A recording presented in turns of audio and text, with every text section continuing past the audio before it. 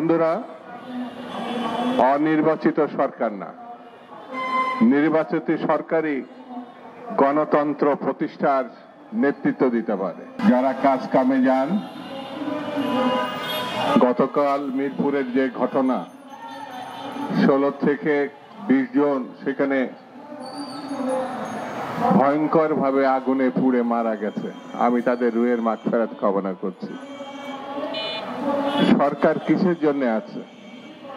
সরকার মানুষের নিরাপত্তা নিশ্চিত করবে। রাস্তাঘাটে বেরোলে মানুষ অনিরাপদ বোধ করছে। আমি সরকারের কাছে দাবি জানাবো, অনুরোধ করব এই দিকে নজর দেওয়ার জন্য। বন্ধুরা, অনির্বাচিত সরকার না, নির্বাচিত সরকারই গণতন্ত্র প্রতিষ্ঠার নেতৃত্ব দিতে পারে। যদি গণতন্ত্র প্রতিষ্ঠা না হয়, তাহলে স্বৈরতন্ত্রের পতনের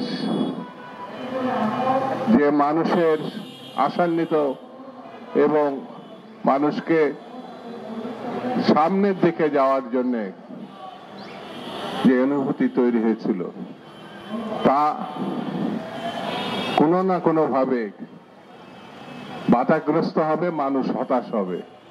সেই জন্য আজকে যারা সরকারে আছে, তাদেরকে মানুষের পাশে দাঁড়াতে হবে। নির্বাচিত সরকার প্রতিষ্ঠার যেসব কাজকাম, সেগুলো তৈরি করতে হবে। কোন দল বিশেষের কথায় নির্বাচন পরিচালনার জন্য ডিসি, এসপি এবং নির্বাচন সংক্রান্ত ব্যাপারে যারা থাকবেন, সেটি যেন না হয়। সেটি হলে দেশের গণতন্ত্র আশাহত হবে মানুষ। যেমন একজন বিরোধী দলের নেতা সরকারকে ব্ল্যাকমেলিং করতে চাইছে না কোণঠাসা করতে চাইছে আমি জানি না। তারা সরকারের অভ্যন্তরীণ কিছু কথা উল্লেখ করে বলেছেন প্রয়োজনে তা ফাঁস করবেন। এটি বড় মর্মান্তিক এবং নিঃসন্দেহে সরকারের জন্য শুভ কিছু বয়ে আনবে না। কোন রাজনৈতিক দলের কাজ না সরকারের অভ্যন্তরে চর নিয়োগ করা, লোক নিয়োগ করা, ব্ল্যাকমেলিং করার কথা বলা। এটা শোভনীয় না। গণতন্ত্রের জন্য আইনের শাসনের প্রেক্ষিতে এটা পানিশমেন্ট যোগ্য, এটা বেআইনি। সেই জন্য আমি বলবো, সরকারকে ব্ল্যাকমেলিং করে যারা সুবিধা নেওয়ার চিন্তা করছেন, সে ব্যাপারেও সরকারকে সতর্ক থাকতে হবে। আমরা জানি এই দেশে যারা গণতন্ত্রকে হত্যা করেছিল, তার শিকন্ডি হচ্ছে শেখ মুজিব।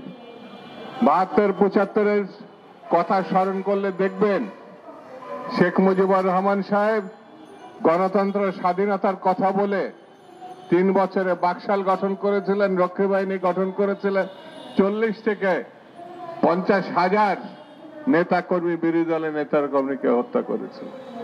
গত 15-16 বছর তার কন্যা, মুজিব কন্যা শেখ হাসিনা, বাংলাদেশে অসংখ্য মানুষকে, হাজার হাজার মানুষকে খুন করেছে শুধুমাত্র ক্ষমতায় থাকার জন্য।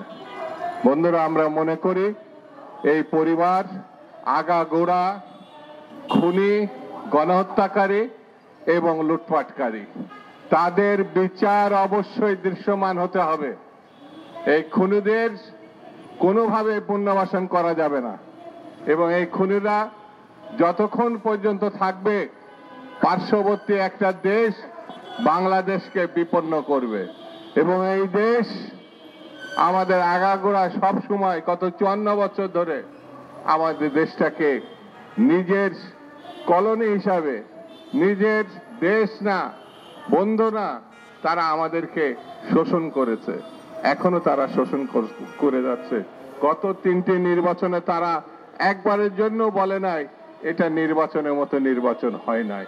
সেই জন্য বন্ধুরা, আমরা মনে করি এই সব বিপদ আপদ ষড়যন্ত্র রুখতে হলে আমাদেরকে ঐক্যবদ্ধ থাকতে হবে এবং ঐক্যবদ্ধ না থাকলে আমাদের যা অর্জন, গণতন্ত্রের যে সম্ভাবনা, সেটা ধ্বংস হয়ে যাবে, সেটা আমরা প্রতিষ্ঠা করতে পারবো না।